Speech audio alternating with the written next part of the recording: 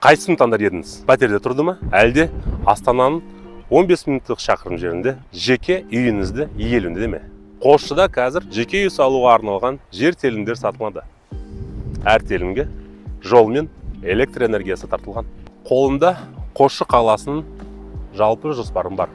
Оған қарап, қала алдағы 5 жылда қай бағытта өсетінін көруге болады. Телімдері қала кеңейетін болашақ орындарында орналасқан.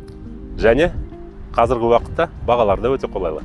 10 сотық үшін 3,5 миллион теңгеден басталды. Қосшыда бәрі қажетті инфрақұрылым бар.